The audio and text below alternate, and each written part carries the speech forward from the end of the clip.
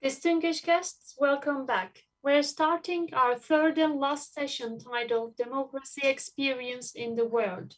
This session will be moderated by Professor Mehmet Akif Kirekçi, member of Presidential Security and Foreign Policies Council.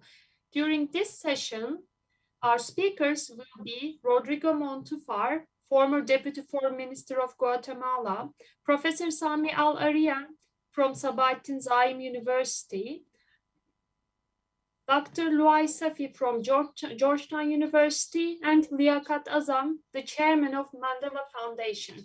I would now like to leave the floor to our moderator, Mehmet Akif Kirekçi. The floor is yours, sir.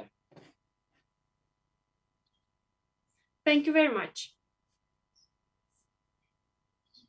I think this session will be in English.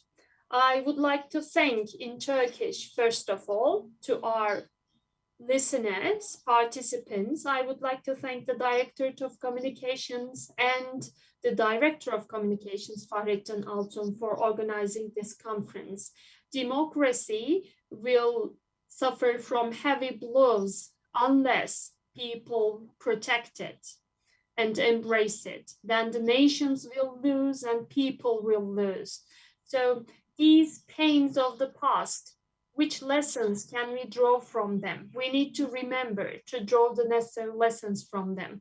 Not just the administrators, not just the academicians, our people also should be open to communication of knowledge and experience. So first of all,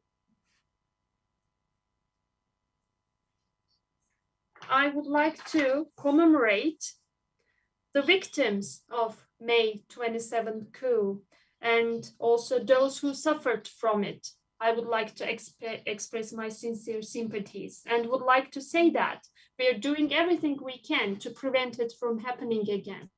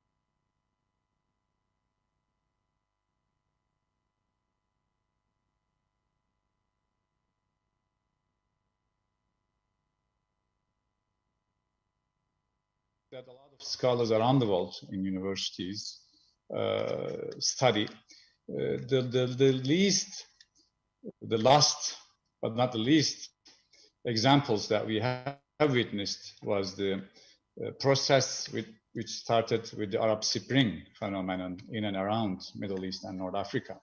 So this is a big topic. This is a fresh topic.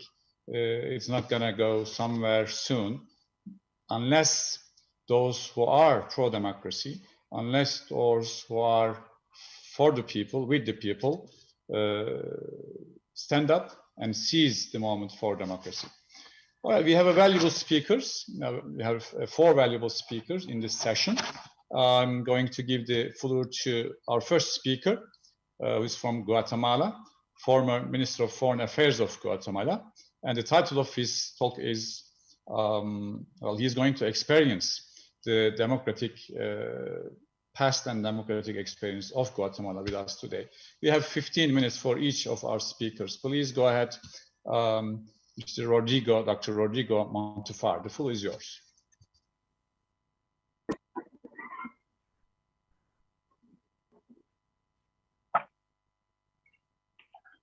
Thank you so much. Thank you so much. Good afternoon for everybody. And for me, it's a pleasure to participate in this international conference of May 27, 1960. And for me, it's also a pleasure to participate at a second time in an international conference in Turkey, since, you know, I have a very special and excellent relation with Turkey. It is obvious that this matter is important for all the world, not only for our country, but for all the world. And it is necessary to learn the lesson to prevent that this kind of accident occur again in ours or in other countries. Then, for me, it's important and interesting for you to present an overview of the Guatemala's laws without boring details of the main and the last three coups of which I was personally witness, and to provide to you the analysis of the details of the coup that Guatemala has offered, and that explains what is the phenomenon behind the coup. In Guatemala occurred in 1954 a coup against the government, but more than a coup, it was an international intervention in Guatemala. So I do not, even I was there. I do not consider it properly a coup. This phenomenon of 1954. However, some years later, in 1963, occurred what we can say a real coup, because that the government in 1963 was a weak government in an era that was necessary to be strong government. And it was, even it was a military, it was a general, the president. It was a weak government. And the Minister of the Defense overthrew the president in a coup. It was a curious phenomenon in which the Minister of Defense made the coup, however, for a very short period, because 2 years later, that colonel convening a National Constitutional Assembly to approve a new constitution. He offered the people of Guatemala to have a new constitution in order to guarantee the democracy in Guatemala. And probably that was a step to recover the democracy in Guatemala, because in 1965, a new constitution was approved and a civil and democratic government was elected. This analysis really shows that a weak government has more possibilities of being overthrown. This is the first case of a coup. in the last 60 years. In 1982, it was a second coup against the president, who was also a general, and against the minister or one of the main members of the government, participated in a coup against the president. However, this time, on the fly, the government development project stopped abruptly. Indeed, the coup 1982, really the development project stopped abruptly. And it was that came a government of 1 year, to whom in turn was beaten by another general.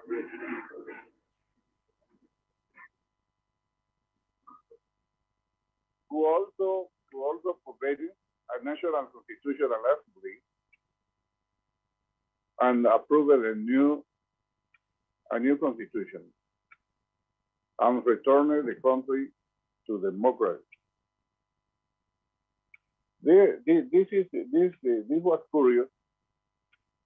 The coup was for a short time, only 1 year, and the second coup, the following second coup, carried the returning to the constitution and approval of a new system of government.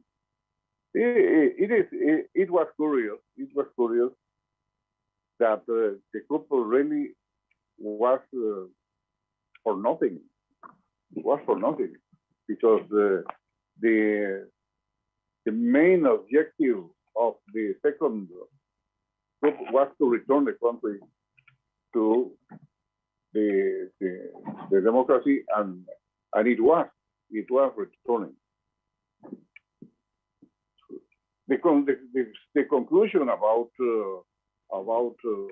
this coup is that them were not useful, provided nothing to the country. They prevented democracy from maturing and strengthening. Even, and this is a very key point, if presidents were not perfect, as they were not, the process of maturation of democracy was more important than the personal qualities of presidents. Because someone said that the president was not capable, the president was not the technical that the country needed, but was the president. And it was more important, the process of maturing the democracy, than to substitute the president because of his personal quality. And in some countries, I noticed, I visited different countries with this kind of phenomenon, that no matter the personal qualities of the president, the more important is the process of mature the democracy. And after these three coups in 1987, there was an attempt of coup against the civil and democratic president, Lorenzo, an attempt that came from some group of the private sector with the support of some military group. However, the army did not allow the coup, and the civil and democratic government was able to continue. This was the last attempt And after the bad experiences, the three bad experiences in Guatemala that obstructed the way of strengthening the democracy, conduces to nothing. This coup. This is an important lesson that the coups carry on only more problems to our countries. All the coups, however, have a common denominator, but each of them has its own characteristics, as I mentioned in the three last coups in Guatemala. This is important to know. This is important to know. Have similar or identical bases, but at the time, each group has its own characteristics, as the history shows. And the lessons learned in these last 60 years is the difficulties of recover a country from a coup. As one of the conference stated here in this conference, which was very interesting, the cost for the country, basically economically, but also social, is the high cost,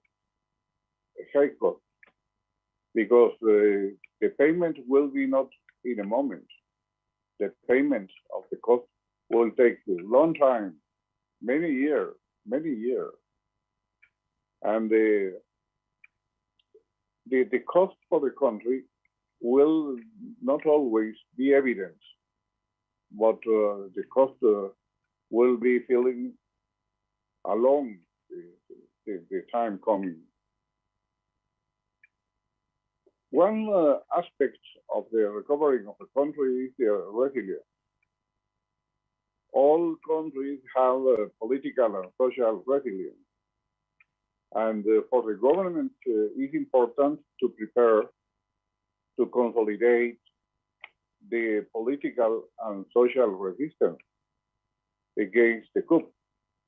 And I really recommend this in the different conferences I have provided in universities, that the governments have to prepare, have to study these cases of coups around the world, because otherwise we'll be able to suffer an attempt or a coup, and must appeal to the resilience in order to recover the political and social damages of the democracy. This is something that has to be remembered to governments and to members of government and to analysts and to advisors of government. No one is exempt from that risk. And how to strengthen the democracy of the country? Well, the institutions, the offices of the government must work perfectly. I visited a lot of countries, and I noted that the offices, the ministries, for example, the ministries are very complicated, and the offices do not assist the citizen as the citizen needs. The government may remember that the people is the owner of the country, not the government. The people is the owner of the country. The people is the boss of the government. And therefore, the ministries have to work perfectly in service of the citizen and facilitating, making easy the processes the steps that the citizens have in the official and public offices. This is a way, this is a good way to strengthen the democracy. This is a necessary way to strengthen the democracy, to serve the citizens in the way the citizens did. For example, the government is in the same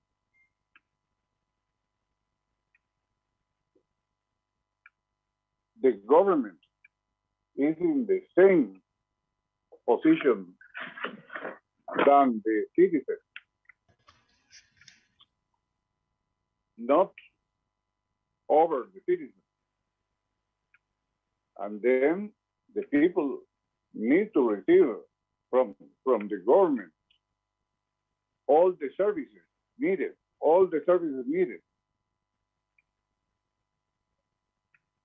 This is a form of strengthening the democracy, affecting the citizens. This is a sure way for to be a weak government. And to make a study within the different groups will be a method of receiving the information about how the people perceive the work of the government. This is something that is doing in some other countries. The government is trying to be informed about what the citizen thinks about. This is a form to have the necessary and the clear way to serve the people. This is the main form of strengthening the democracy of a country. The government serving the citizen, not against the citizen. And this has a name. This kind of information has a name, and the name is legitimation of a government. A government that does not provide the services to the citizen will be condemned to suffer the condemn of the population. And then the form of strengthening this image is serving and making the necessary for to have the citizen satisfied with the paper of the government. Remember that the people is really the custody. His Excellency, can I ask you a question? Maybe we are towards the end of this time. What was the role of military after the coup in Guatemala? Did they sort of withdrew from the government affairs right away, or they spent some time, or they created institutions in order to influence politics? How fast the normalcy was reached in Guatemala? Exactly. The way was to guarantee the balance of power, because in the very past, the paper of the Congress did not mean anything.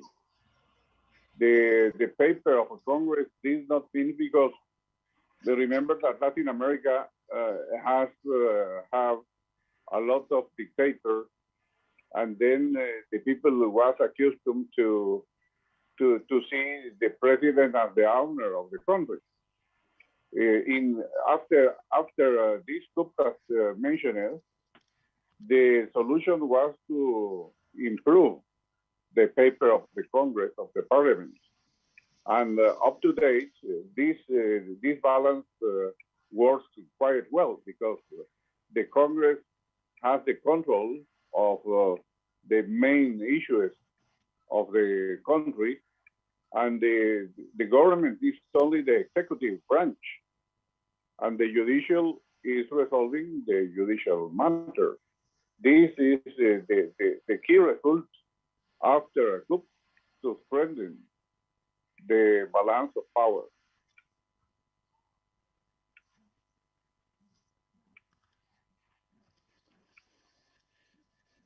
Thank you very much, His Excellency. Would you like to add one sentence, because we are going to give the floor to second floor. Thank you for your contribution to our session. Our second speaker in this panel is from Sabahattin Zaim University in Istanbul. He's the director of the Center on Islam and Global Affairs, Professor Sami El-Aryan, and the title of his speech is Islam and Democracy. This is one of the hotly debated topic in political science, international relations, Middle Eastern studies. The pretext was that Muslims don't necessarily would like to be run by democracy, or there are some structural issues in the religion of Islam that it is not compatible with Islam, so on and so forth. But the most recent events in the Arab Spring in the Middle East and North Africa proved otherwise. And this time, a lot of scholars in and around major democratic countries, they were so hesitant to support certain movements in this part of the world. So I think Professor Aryan's talk is going to shed some lights on these issues. Professor, the floor is yours, please. Thank you very much, Dr. Akif, and thank you for the organizers of this important conference for inviting me and for raising these important issues at this particular time. The topic that was assigned to me was Islam and democracy. Of course, it's a question that has been debated, as the moderator has indicated, in earnest for at least 4 decades, particularly since the triumph of the Iranian Revolution and the rise of the so-called political Islamic movements. We don't hear about Christianity and democracy, or Judaism and democracy, or Buddhism, or Hinduism and democracy, but we talk about Islam. So we need to put it in context, what is meant by Islam and what is meant by democracy. So I want to just digress a little bit to discuss this issue, because Islam, when it is put in that context, the question itself presupposes that Islam is just not a religion. Most of the other faiths have been defined in a way after particularly the rise of secularism into a personal relationship or a private religious faith. But Islam hasn't been exactly adapting to this concept, where Islam considers and presents itself as being a system that encompasses politics, economics, social structures, legal systems, and so on and so forth. It has an opinion about public life, and therefore Islam has become part of this conceptual political development, particularly in the Muslim world. It hasn't gone away the way that other religious traditions have gone, and therefore it is a pertinent question when we ask about Islam and democracy and whether they are compatible. The word democracy, on the other hand, has also its own historical context. Democracy in ancient times wasn't even the favorite system of government. It was considered actually below what is preferred, in Plato's Republic and others, and Socrates, the oligarchy type of the elites, in other words. So, but democracy has risen since the nation-state system and the development of, and of course, after the European wars and so on and so forth, and the development of republics and different systems, constitutional monarchs, where democracy became a tool to negotiate the differences among people in a particular societies. And of course, with that came the rise of the Western liberal democracy, and of course, There are over 2,200 definitions of democracy, and this is not the time to discuss them. But what I mean by democracy here, of course, is the universal concepts that people agree with when we talk about, for instance, the ability for people to govern themselves, who has authority to legislate,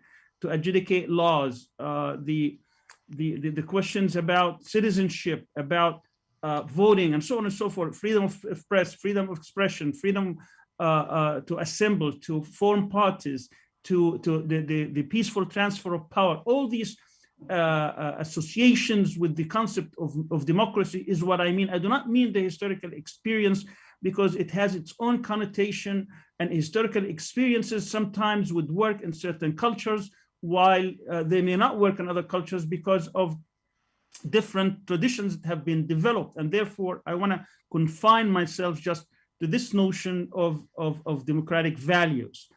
But also, out of that, we could see also the perils and trappings of democracy. When democracy was developed in the West, it came also with the rise of colonialism, which destroyed the world practically. And I don't want to go over the history of how the white man came from Europe, trying to so-called the white man's burden to humanize, or to come to change the conditions of the others. Where the colonizers came, they trying to what's called spreading Western civilization, whether in the name of democracy or in the name of whatever concepts it came up with. And what they did was basically to destroy these cultures. So there is a backlash about these Western systems that have been trying to in their name colonize other things. And as the moderator has mentioned, we've seen where the practice and the test came together, when the theory and practice came together, when we saw the different attempts time after time in the Muslim world, when people try to open their societies to these universal democratic values, the way they have been met with these challenges through the behavior of Western countries.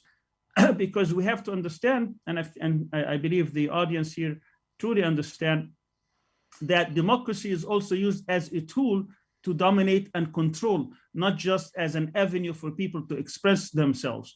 We saw how the US government, as our former speaker, previous speakers indicated, what they did in Latin America, but we also saw what they did in Iran in 1953, which had a huge backlash 4 decades later. We saw also what happened in Algeria in 1991-92, when Islamic movements were contesting elections, were winning, and the military had reversed that process, and the West stood by after many of the slogans that were given that they will support any democratic transitions, and they were encouraging these Islamic movements to turn into the ballot box.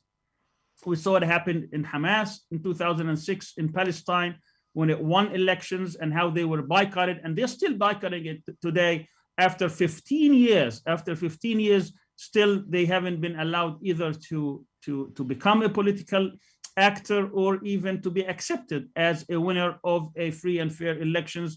And the biggest, of course, we've seen what happened in the light of the Arab Spring in 2012, 2013, how the ambition, the hopes and ambitions and the wishes of the masses, how this was also stunted, and the West still stood by. So this democracy, on the one hand, where we say we champion the democratic values of having been able to give the people the authority to rule themselves, while on the other hand, those who rule the world today, when these principles clash as what they perceive as their interests, they always side with interest against the principles. So where do we go from here?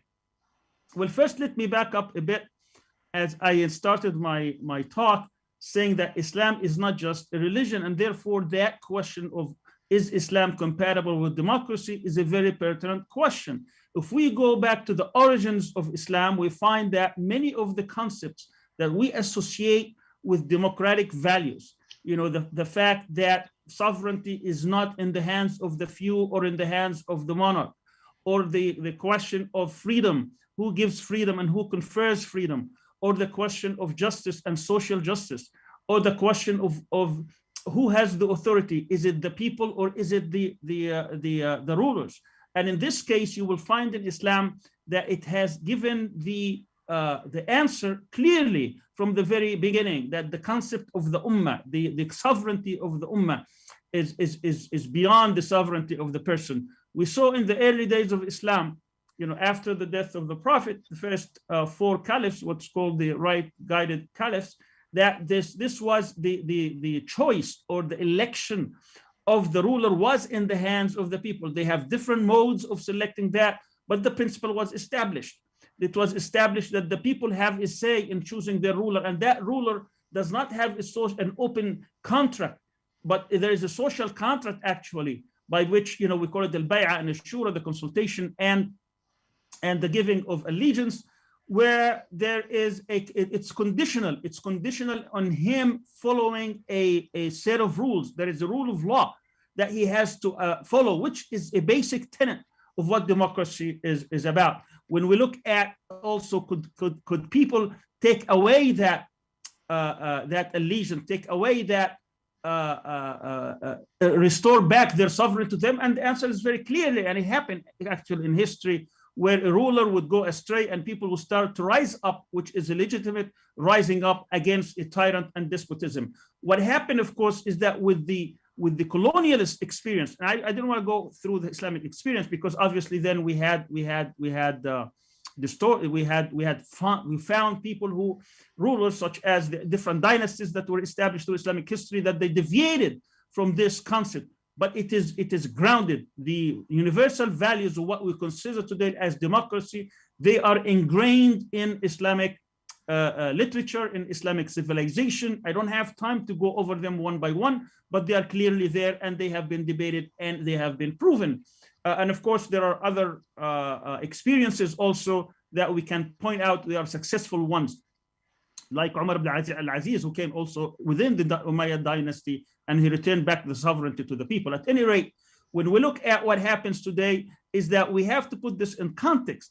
The democracy is being used today and abused.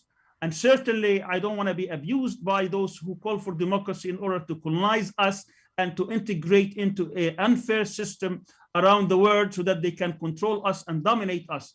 So we have challenges. The gist of my talk today is that, yes, Islam is compatible with democracy. Yes, democracy must be favored as a political system that it is harmonious with the traditions and Islamic culture. But at the same time, we have to be wary of foreign interference in which they want to use this in order to control and dominate us. And we have seen this time and again, and particularly in Turkey and other places where this club of democracy is being used so that we can be controlled. We saw how they use Israel as an example. Israel is supposedly the most democratic state in the Middle East, and yet we could see how we have an apartheid system today that is defended by the West in order to control a whole nation, the Palestinians, and yet they call it democracy. So we have to be very clear what we mean by democracy, and we have to be very clear of how Islam as a culture, as a civilization, as historical experience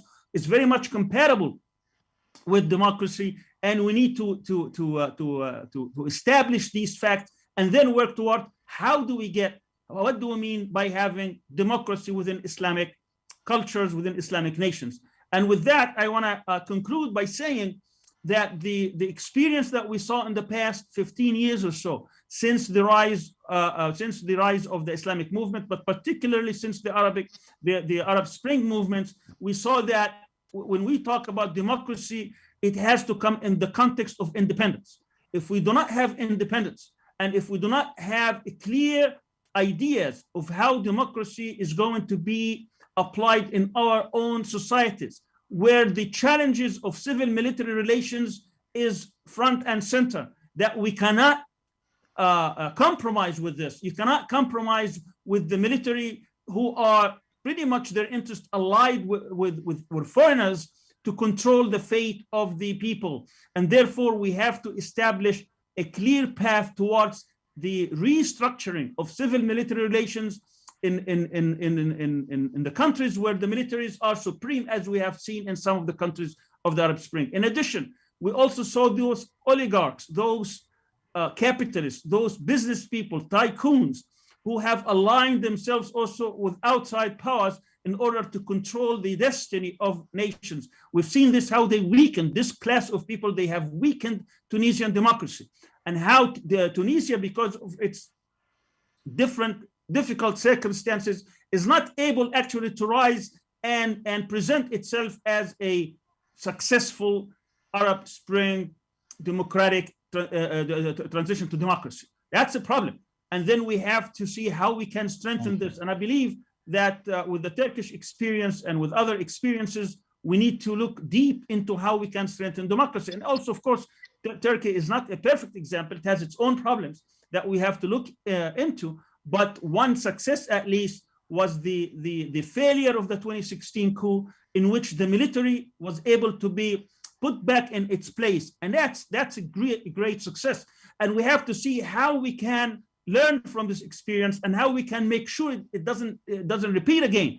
This conference is about the 1960 coup, but Turkey experienced 4 different coups, not one, and only the last one was defeated.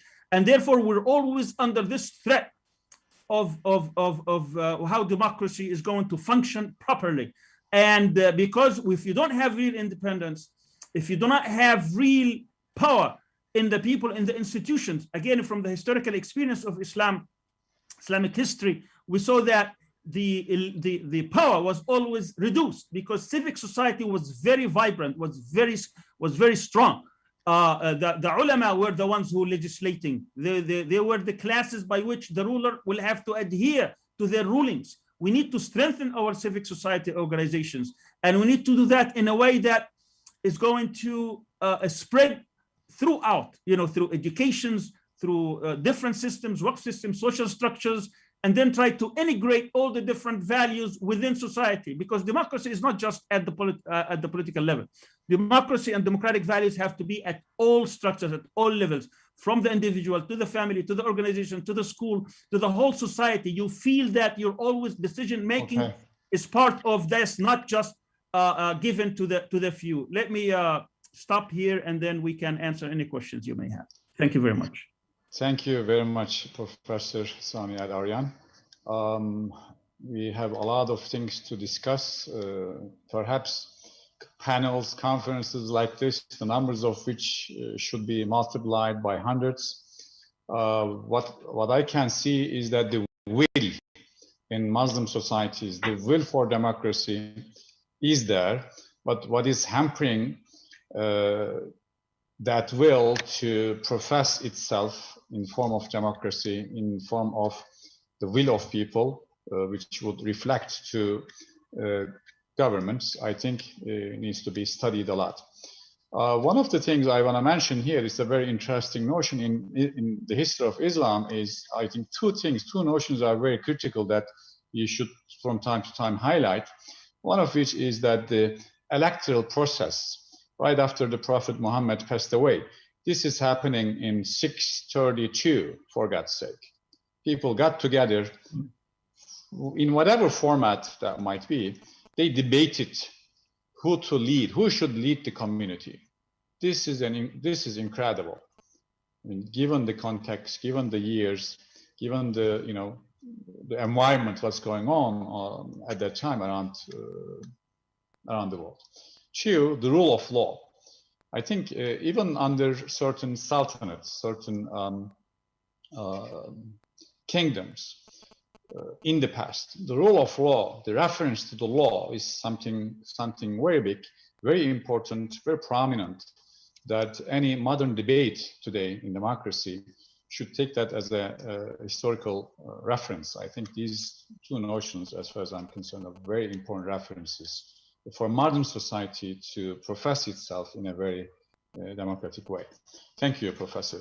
Our third speaker in this panel is Professor Loay Safi from Georgetown University. And the title of his talk is the future of democracy in Muslim world. The floor is yours, Professor. Thank you, Professor Akif, and thanks for the organizers for inviting me. Let me make a quick correction. I'm currently with Hamad bin Khalifa University in Qatar, and not anymore with. I'm sorry for my. Yeah, but thank you for the introduction. Well, I mean, in order really to talk about the future of democracy in the Muslim world, we need indeed to look at it in the context of understanding the military coups, not only in Turkey in 1960, which of course was a landmark in Turkish politics. And I understand the need to revisit that event and make a better understanding of it. But indeed, throughout the Muslim world, military coups have been the tools to dominate society by global powers. In fact, the first experimentation with democracy in Syria and Iran was undermined by coups that were supported by the CIA. We know that today because of the archives of the CIA and the number of memoirs that were written. The American historian, Professor Hugh Wilford, in fact, just recently, 4 years ago, published a work called America's Great Games, trying to show how that element of military control was essential for consolidating the international system that was created after World War II. The first military coup took place, in fact, in Syria in 1947. It was done through the encouragement of an American operative called James Meade, who encouraged Hosni Zaim to undertake a military coup against the first elected president, Shukr al-Quwatli. And really that was the beginning of the unwinding of this early democratic experimentation. Another coup was also sponsored by the same organization, particularly Kim Roosevelt, who was very key in these two coups against Prime Minister Mossadegh in Iran. And we all know what happened in these two countries since then, in the efforts to undermine democracy and to build military dictatorship because of the ability of those military leaders to advance the interests of global powers. But now, if I move to talk about the future of democracy, first of all, I think Professor Aryan has made a very powerful presentation about the connection between Islam and democracy, and it's about the Islamic values. And you yourself, Professor Akif, also pointed to that dimension, that those values propel Muslims to seek consultation, deliberation, dialogue, and then electing the one who agreed upon during after the passage of the Prophet ﷺ.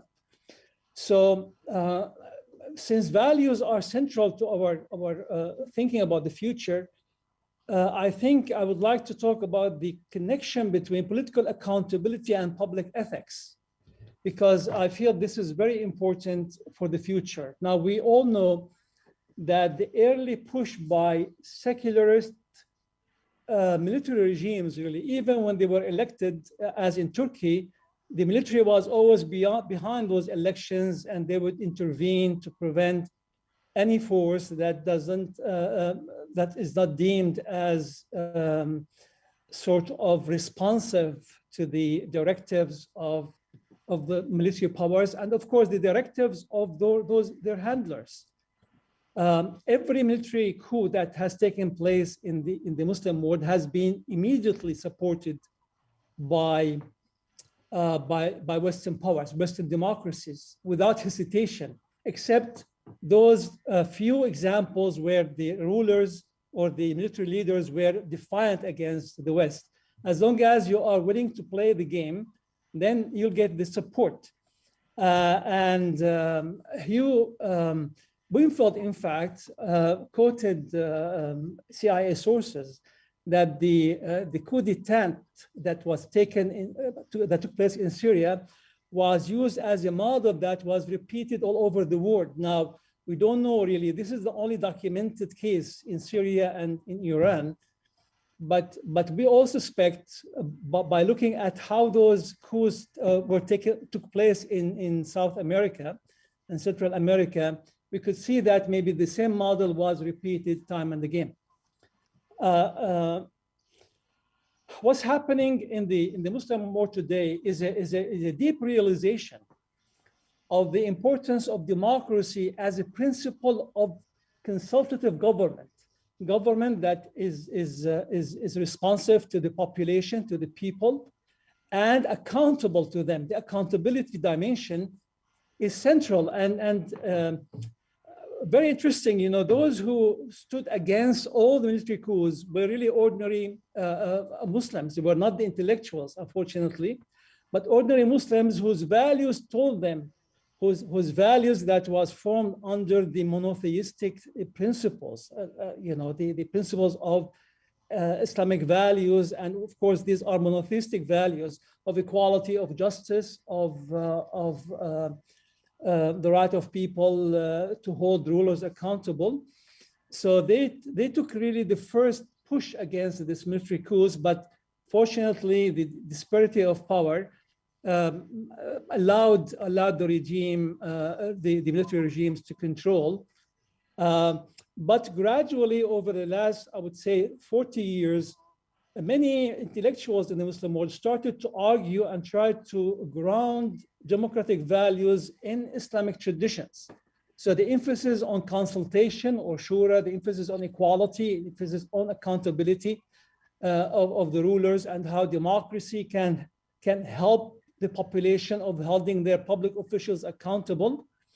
The rise of education, the improvement of education, all of that have led into this recent movement toward democracy. The Arab Spring, of course, was a great expression of that popular will to change into more democratic and accountable governments. And it was a very good showcase of how those people in the Muslim world who seek democracy are not supported. But in fact, countries like France, well, Britain to a lesser extent, but even the United States was wanting to play that game, but then there was a pushback by certain powers within the administration, the Obama administration, who feared about the fate of Israel and its ability to handle neighbors whose governments are accountable to the people. And that led to this reverse of direction and more suppressive mode, encouraging counter-revolutions. But interestingly, the counter-revolution in the Middle East are the worst type of counter-revolution in the history of humanity. Napoleon, for example, led a counter-revolution against the First Republic, French Republic, the French Revolution. But then at least he was wise. He improved education. He improved economics. He appointed the able people to the most important positions in government. But in this our part of the world, in the Muslim world, mainly in the Arab world, I should say, this is not the case. There is no push toward reform, even under in order to heighten the opportunities of military regimes to be able to gain more support by the population.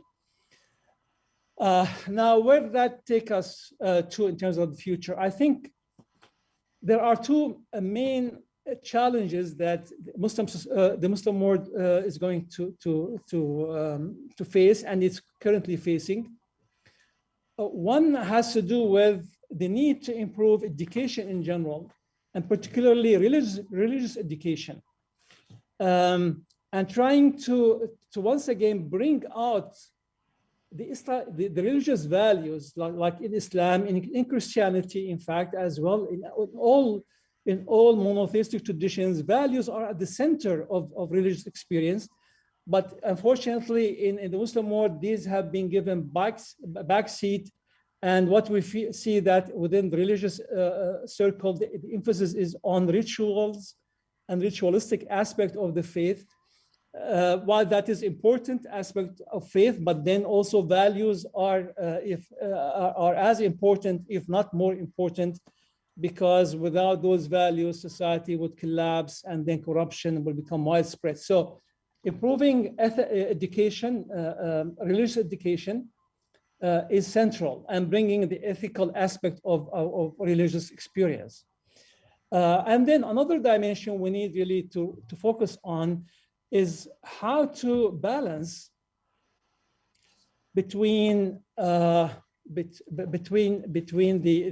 elements of order and freedom in Muslim societies, because there's a tendency always by those who are in power to become over concerned with order, with control. Every society needs an order, but every society that is concerned about its future and is concerned about how to prevent the consolidation of power on the part of those who are in public office is to leave a freedom, to give enough margin for freedom. So this is one concern I think we'll have to face. The other one is how to manage this connection between politics and religion, because while religion is important for public order, given the fact that religion is the foundation of ethics and the sense of duty in any society, even in Western society that have tried to push utilitarian ethics but failed to do that, still people talk about duties and act out of duty. So how to maintain that element of advancing religious education and education in general, civic education as well, while at the same time not allowing keeping distance between political authorities and religious authorities. This distance is very healthy for society. So we don't want neither allowing the government to control religious authorities and having some office under the government control speaking on behalf of religion, nor we want to have religious authorities controlling the government. The first example of excesses toward subordinating religion to politics is what you find like in countries in the Arab world. In Syria, the Assad regime used religious figures in order to justify his excesses. We find it in Egypt, in Saudi Arabia. There's an excessive control of political power over religious office. This should not be accepted. This should become part of the consciousness of Muslims to reject any attempt to make religion subservient to politics. And on the other hand, making politics subservient to religion is what we find in Iran, where you have recently, the religious authorities have prevented people from running for office under whatever pretense, and that means that people are not free. You have concentration of power in the hand of a class of clergy who are controlling society. So this is a main challenge in the future for Muslims, how to improve religious education, because it's the foundation of ethics in Muslim societies, but at the same time, how to keep religious and political authorities separate. I will stop here, and I hope I did not exceeded my time. Thank you. Thank you, Professor. Very informative, very passionate. Thank you very much.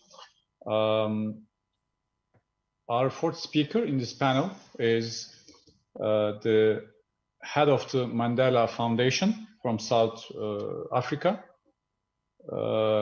He is going to share with us the experiences of democracy of South Africa.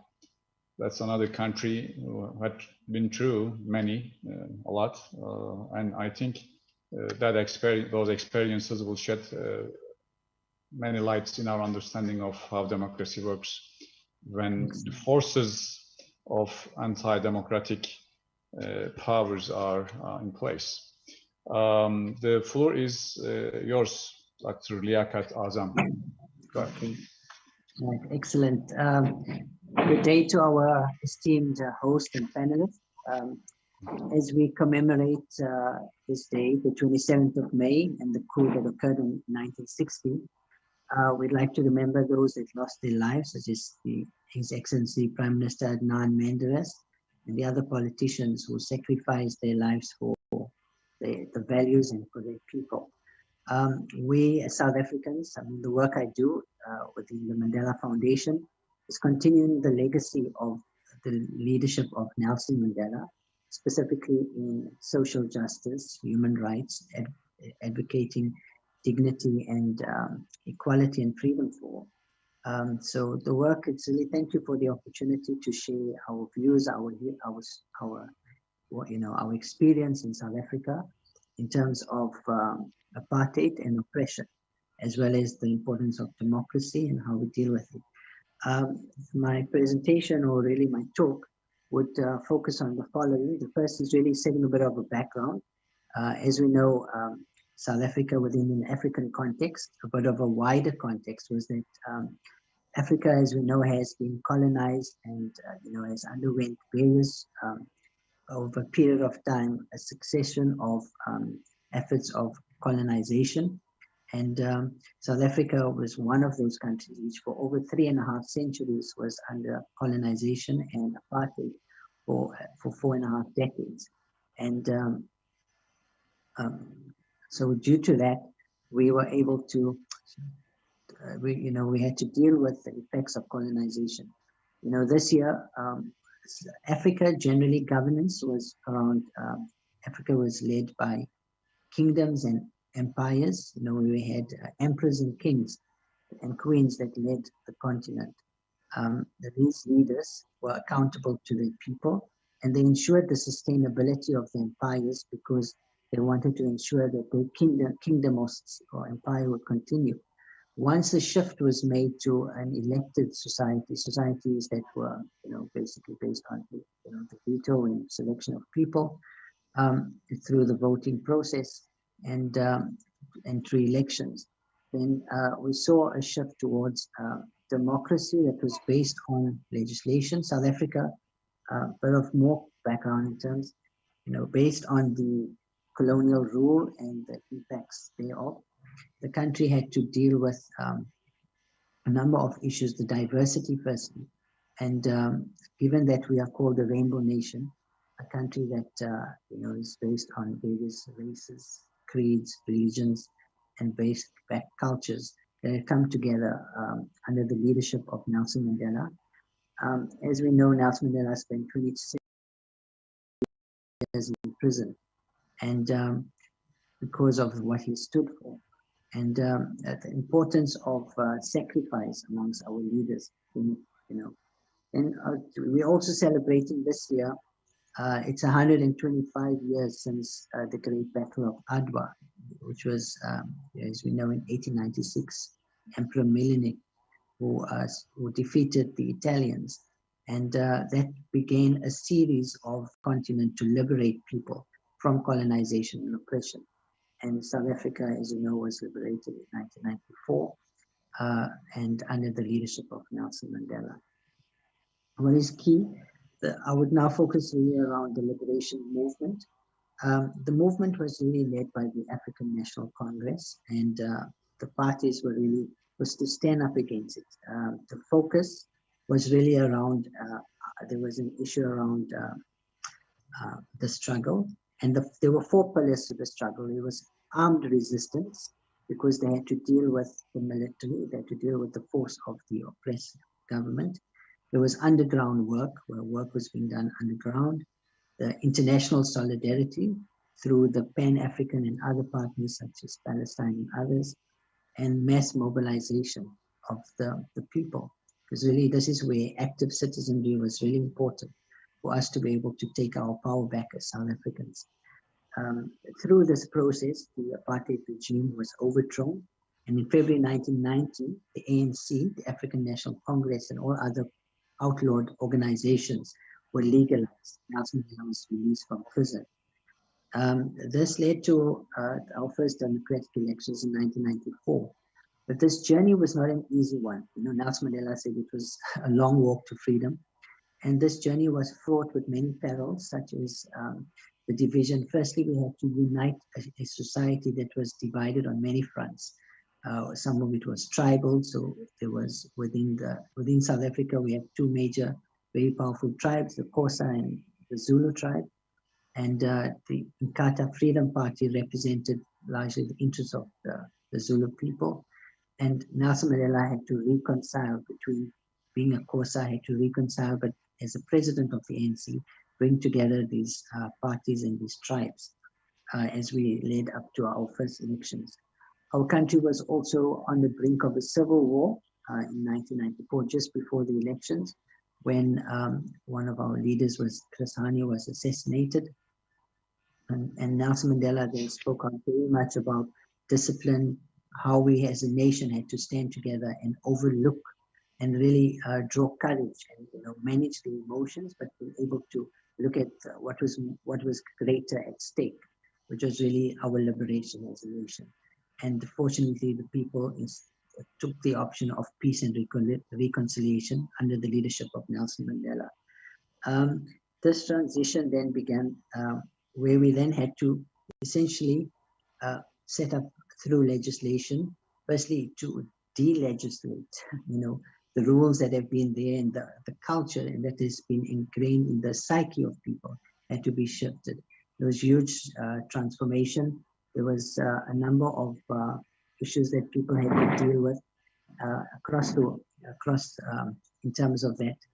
And so us to be able to, as a nation, address that. So the first decade was really around laying down the foundations of consolidation.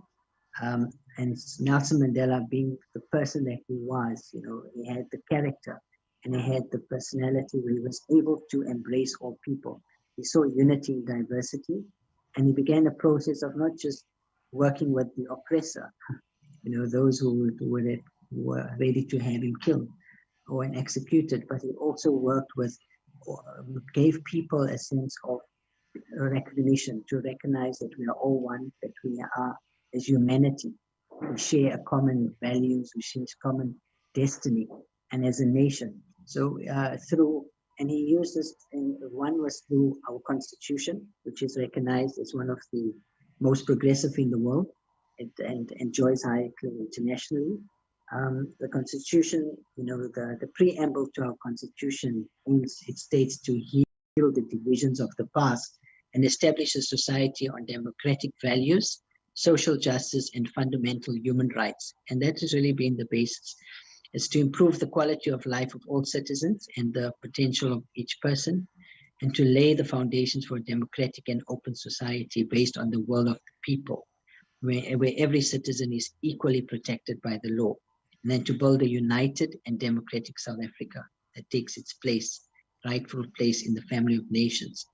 The key values that underpin our democracy and our constitution as well are issues around human dignity, non-racism and non-sexism, supremacy of the constitution, and accountability. South Africa is being a parliamentary representative republic, democratic republic, and really that was set the basis. The constitution set the basis for our country to be able to firstly establish but thereafter then to sustain and to grow our democracy. I'd like to touch now on, in terms of, Nelson Mandela, by his character, was able to transform people. He was able to lead through example. He held himself accountable through a high code of values and morals. And he reached out to, because initially, as in every, we have to look at the consciousness of society. Being a very diverse country, we have people from different levels of consciousness or awareness. We have those that are on the survival level, that are basically dealing with the basic needs. And as a nation, we had to then develop that, because without basic access to education, healthcare, and fundamental, survival, people aren't able to address the higher aspects of self-actualization. So Nelson Mandela was able to build rapport and trust with people on every level of consciousness within society in South Africa as well as internationally. And this set a very strong foundation and base for democracy in our country, and to sustain and to grow our democracy. Nelson Mandela spoke about the fact that through sports, he was able, in 1995, just shortly after our elections in 1994, we had the World Cup for rugby.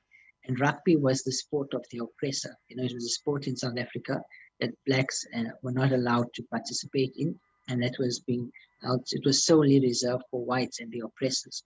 And it was known as their sport.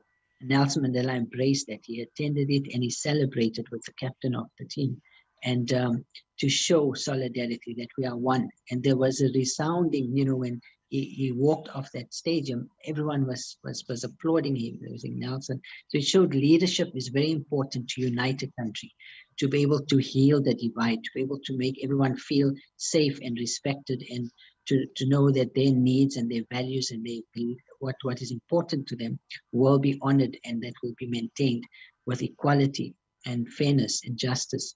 So Nelson Mandela was able to do that. He worked with, he loved children and the youth. So he would inspire them, take time to speak to them, and build, knowing that we take accountability and responsibility for the future of our youth in this country and globally. He was also, and the government that he has established focused also on the importance of arts and culture, where he with the musicians, he would reach out to people through arts and culture to be able to transform the beliefs and values that were limiting to those that will be more supportive of an integrated society, a society that was based on peace and justice and equality for all. So these were some of the approaches that Nelson Mandela and our leadership followed to be able to support the development of our democracy, and continue to do that. What is also very important is now, as we look back years later, our previous speakers spoke about the issue around ethics and accountability. Very important, given the fact that, with power comes responsibility as well. So whilst we are a nation that our constitution has provided us with amazing rights, it's also great responsibilities that we have. So the importance of, as Nelson Mandela said, education is the most powerful weapon we can use to change the world. So the quality of the education, so it's not just education that is based on professional or technical skills, but it's also in terms of your morals and your values and your aspects of what makes you a human being. And that's why we need to balance these two approaches in terms of, and the two aspects of holistic and integrated education. Important as well is in the understanding of peace and unity, there will always be, those who would like to destabilize a nation, those that have hidden agendas or an agenda to, that does not go with what the masses have. But the importance is for us to now be able to promote active citizenry. This is where people start to live. It's a culture, because understanding that democracy and your rights is about how you live. So what are the values? What are the cultures? How do you transform the identity of people to recognize, to say that I am a South African first, before you say I'm black, or white, or Muslim, or Christian, or a tribal person, Zulu, of course. It's really around saying, how do we then firstly have the identity of South Africans and build that. And Nelson Mandela and those leaders, because they selflessly led, and they were able to then place the needs of their people first. It was based on, as I mentioned, on peace, justice, equality for all. Yeah, right. I think I've done my in terms of time. I don't know, Mr. Akif, do I have some more time, or are you comfortable to? I think we have some time. We have to devote some time for Q&As. Excellent. If you don't want anything to add, if you don't have What I anything to also, add, we can pass on to the Q&A session. okay, I think I just in closing, in terms of Agenda 2063, I think it's important to mention, being the 50-year plan for Africa, democracy is one of that. It's very key to support that and to bring about a peaceful and secure Africa, which is based on the needs of its people and united. And that's really the principles that we learned from Nelson Mandela and these leaders. And that's the journey that South Africa would love to share. And I know this year, UNESCO is also commemorate the year of Yunus Emre from Turkey. And he said that at the end, let us come together, paraphrasing, because ultimately the earth will be left to no one. So let us live with love and peace. And that's the message that we'd like to share from here as well. So thank you and all the best. Yeah. Thank you, Dr. Azam. What a great journey for a leader, and what a great inspiration for his people, and obviously for people all around the world. Thank you for your presentation. Thank you for all our speakers. They've collected 3 or 4 questions for each speaker, I guess. There's one question out of several, because we don't have much time. I believe 2 or 3 minutes answers would be enough for each question, if you don't mind. The first question is for Professor Sami Al-Aryan. One of our audience, someone from our audience, indicated that there's a huge literature on Islam and democracy in the West, and the majority of that literature seems that they convinced that these two are incompatible. Do you think that the Western scholarship is exaggerating what's going on in Muslim world? Do you think that it is a reality, or do you think that they are sort of covering up some undemocratic practices in their own countries? Well, I think there are literature on both sides, not just on one side. I mean, certainly there are many Western scholars, Orientalists, and other academics, but with agendas, who have been arguing that Islam is incompatible with democracy, and they come from a particular angle. Either they are staunch Zionists who see Israel as being the cause of their life, people like Daniel Pipes and many of his ilk, or people who also have colonialist inklings, in which case they see Islam as a resisting force. And in order to undermine Islam as a resisting force, they try to bring to it all kinds of notions, including that it is incompatible with Western values, human values, and democracy. On the other hand, you find a lot of other scholars, I know at least 50 of them,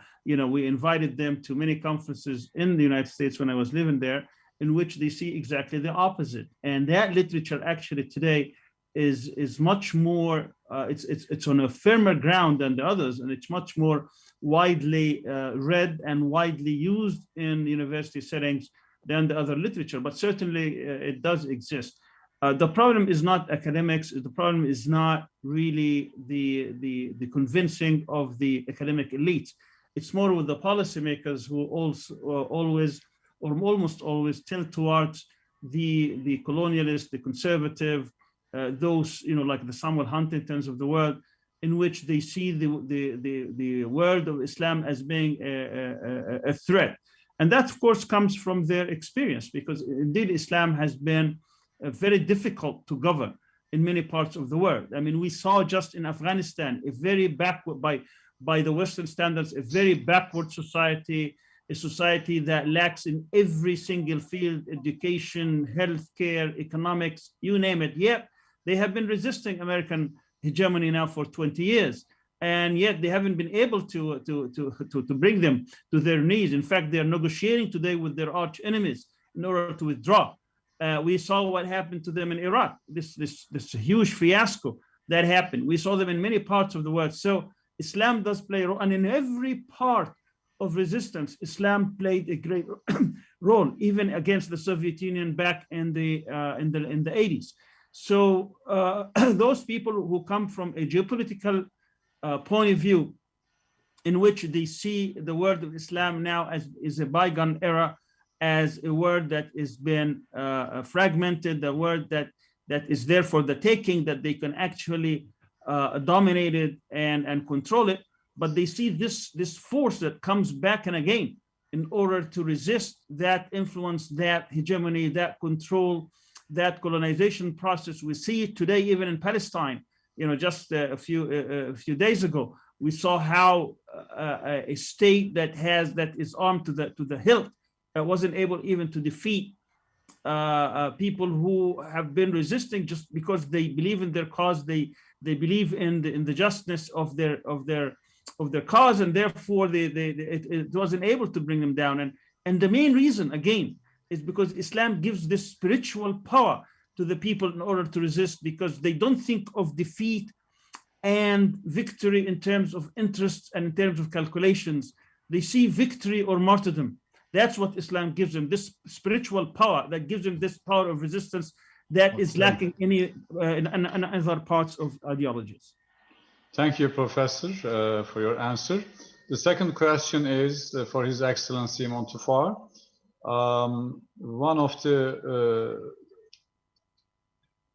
participants raised the question that Turkey, in the previous panels, we have learned that Turkey spent a lot of time, energy, and resources in an effort to defeat the negative impacts of coups, instead of focusing on industrialization, privatization, education, and so on and so forth. Do you think that this experience would be similar to the one that you had in your country? Yes, exactly. Because a coup has a lot of effects. Not only one effect in the politics, but effects in the social way, in the economic way, in the development way. The coup, a coup has different consequences, negative consequences that will be solved for a long time. As mentioned in one of the coups in Guatemala, the development projects were stopped abruptly and never recovered. A lot of projects never recovered. And a coup creates division within the population, because a part of the population thinks that it was useful, and other parts think that it was not useful. So negative effects will remain for a long time.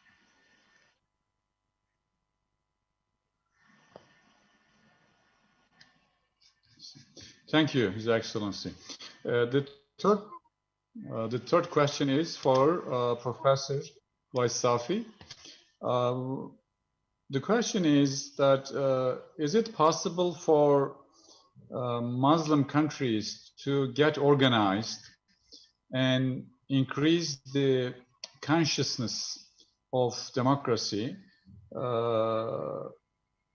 in several other Muslim countries, transnationally? So that is speaking. I'm translating at the same time.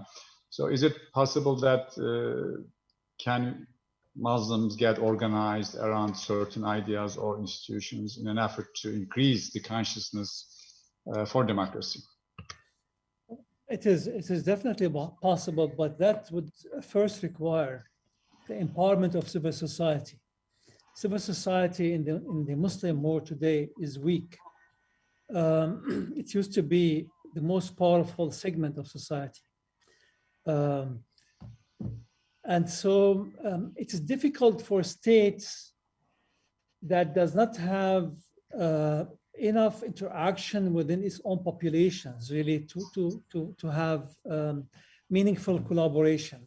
Any collaboration will be dictated by the interests of those who are in power, but not necessarily by the general interests of the two populations. And so I think this is an obligation, particularly among intellectuals, to try to underscore the need for, first of all, empowering civil society. By that, I mean, civil society should grow not under the control of the state and those who have the power in their hands, because that will undermine really the ability of people to have their own initiatives, to contribute to the general well-being of society, and to push back against the tendency of political authorities to expand their powers. And that is detrimental, of course, for any nation.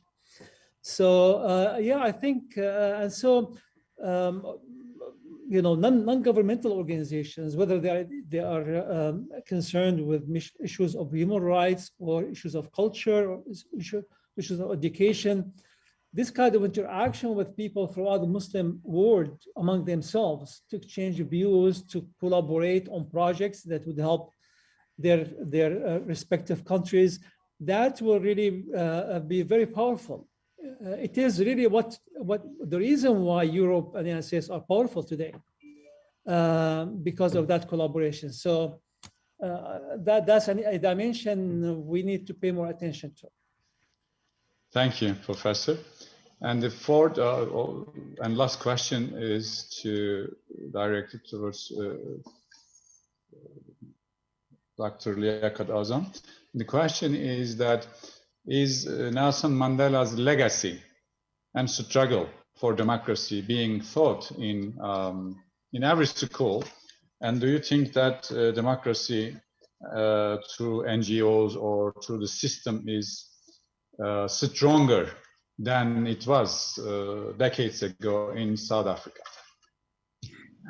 All right, I'm going to begin with the second part of your question, Professor Akif. The first is in terms, well, there were over 600 civil society organizations just before the time that Nelson Mandela was released in 1990, where it come together as civil society as the United Democratic Front, the UDF. And civil society, there was a very different consciousness at the time. Because remember, as I stated, it was a period of 4.5 decades of apartheid and over like 3.5 centuries of colonization as well. So given that we had a consciousness where people were willing to, as Nelson Mandela said, they were prepared to die for our freedom. They were prepared to sacrifice their lives because they valued the freedom of the people and the future generations to improve the life of people into the future. So they were much more, I would say, much more committed, dedicated. You know, sometimes it's said you only value something when you don't have it. But now that we have this, you know, we have, as I stated, one of the most progressive constitutions and Bill of Rights in the world, and that guarantees a complete freedom of our people. And also for us to raise our voice on issues not only in South Africa, but internationally. So although NGOs continue, such as our NGO and others continue to promote those legacies, there wasn't, because the government was a government of national unity that was elected by the people, for the people, and brought together the interests of the mass of people at large in a democratic government, there was not a need for NGOs to play as much of a role, especially in issues around the human rights and equality and justice, because that was already enshrined in our constitution. However, what we're seeing is the practical realities of delivering on that, you know, given that we may be a young democracy, relatively, although due to the issues around, you know, ethics and values, because there was then a scramble for the resources of the country after you know, certain, well, not during the time of Nelson Mandela or Thabo Mbeki, but subsequent leaders who were unable to manage the effects of the lack of ethics and morality, so corruption in the country, which then impacted the service delivery. So now we're seeing a rise, especially amongst the youth, and the work we do mainly with youth, because there's the youth would like to you know, create a better future for themselves and to be able to also share in the wealth of this nation and this country and the resources and create a better country for themselves and others. However, due to the lack of service delivery or service delivery not being at its optimal, this is where now NGOs, organizations are more active now. But as I've stated, if you compare, the ones in Nelson Mandela's time were much more committed and much more active because they had to deal with apartheid and colonization. I don't know. And then just in terms of, I didn't quite hear the first part of your question. Okay, the first part you said Nelson Mandela's legacy, was his legacy being offered in schools throughout the country? Yes, so the Nelson Mandela, it's part of what we learned first in history, but essentially as a leader, Nelson Mandela loved children and the youth. He believed that they are our future, and it's important to educate them with the right values and morals, and to be able to provide, be a role model to them, so that they're able to practically see what we could do. So a lot of work is done and continues to be done in our schools and organizations and NGOs with youth, and dialogue, which is a very important aspect of our democratic process. Thank you so much. Thank you, Doctor. I think this is the end of our panel, which is the third panel in today's conference. I would like to thank first our speakers. They joined from different corners of the world. Thank you very much. I would like to also thank to our audience. They listened to throughout each panel, and they raised questions. And also I'd like to thank the director of the communications of the Turkish presidency. Thank you very much. Have a nice day. Değerli konuşmacılarımıza ve oturum başkanımıza kıymetli katkılarından We dolayı. would like to thank the speakers and the moderator for their valuable contributions. Distinguished guests and participants, we have come to the end of the international conference on the coup of May 27th, 1960, organized by the Republic of Turkey's Directorate of Communication. Today, with your valuable contributions, we held 3 different sessions under this conference. In the significant conference, our participants have emphasized very important points and given valuable messages. We hope that this conference will pave the way for reinforcing awareness of democracy. And before we close the conference, we would like to commemorate with mercy and respect Prime Minister Adnan Menderes and his comrades, as well as all the victims of the coup of May 27th. And we would also like to thank you, our distinguished participants and guests, for your contributions. Hope to meet you again on healthier days, and we wish you a nice day. Good evening.